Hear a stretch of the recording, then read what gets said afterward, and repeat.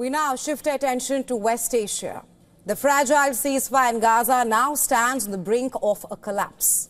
Tensions have further escalated after Israeli Prime Minister Benjamin Netanyahu issued an ultimatum to Hamas that if hostages are not released by this Saturday, Israel will abandon the ceasefire and resume military operations, echoing similar statements made by US President Donald Trump. Just a day earlier, following a 4-hour cabinet meeting, the Israeli Prime Minister emphasized that his government supports the Trump's vision for Gaza's future. Take a listen. In light of Hamas's announcement of its decision to violate the agreement and not release our hostages, last night, I ordered the military to gather forces inside and around the Gaza Strip. The decision that I passed unanimously in the cabinet is this: if Hamas does not return our hostages by Saturday noon, the ceasefire will end and the military will return to intense fighting until Hamas is finally defeated. Bibi's orders are now in motion. According to reports, the IDF has raised its readiness level in the Southern Command, reinforcing its forces with additional troops and reservists. That is, if hostilities resume, it seems prepared to strike. Trump had earlier proposed Israel to cancel the ceasefire altogether and let hell break out unless all of the hostages were returned by Saturday. Well, according to reports, Hamas insists it is committed to the ceasefire deal, and the group is pushing mediators, including Qatar and Egypt, to intervene and address its issues. Meanwhile, Arab nations are reportedly pressuring Hamas to get the deal back on track, trying to prevent a full-scale return to war. In fact, during a meeting with Trump at the Oval Office, Jordan's King Abdullah made it clear that the Arab states are working towards a more acceptable solution for Gaza's future, emphasizing the need for a regional approach. We have to keep in mind that there is a plan from Egypt and the Arab countries. We're being invited by Mohammed bin Salman to discussions in Riyadh.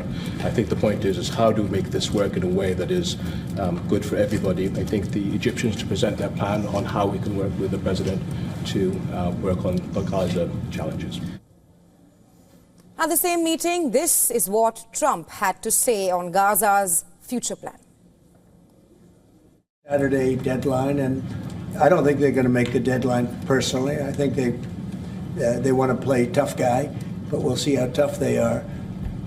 But it's going to be a wonderful thing. It's going to be wonderful for the Middle East. I think it'll turn the Middle East. I think you're going to have peace in the Middle East. You're going to eventually have peace in the Middle East. While Hamas is unwilling to accept Trump's proposal, it is leaving the door open for diplomatic efforts to salvage the ceasefire. Senior Hamas official Bassem Naim stated that the group is ready to continue prisoner exchanges if mediators can ensure that Israel follows the agreement. The Hamas official, Naim, accused Israel of repeatedly violating the ceasefire by delaying the return of displaced Palestinians to northern Gaza and also obstructing the supply of urgently needed food, medical aid and shelter supplies. If all these issues can be resolved, Hamas says that it is willing to go forward with the planned hostage release this Saturday. Right now, the ceasefire remains in place, but barely. The real 6-week deal was supposed to see a total of 33 Israeli hostages exchanged for nearly 1,900 Palestinian prisoners and detainees. So far, only 16 hostages have been freed since the agreement took effect on January 19th. Along with 5 Thai nationals released outside the terms of the deal. But with Saturday's deadline fast approaching, the stakes have never been higher. Will Hamas meet Trump and Netanyahu's demands? Or will Israel and US carry out its threat to restart the war? And amid all of this, what role will the Arab states play in shaping what comes next? One thing is certain.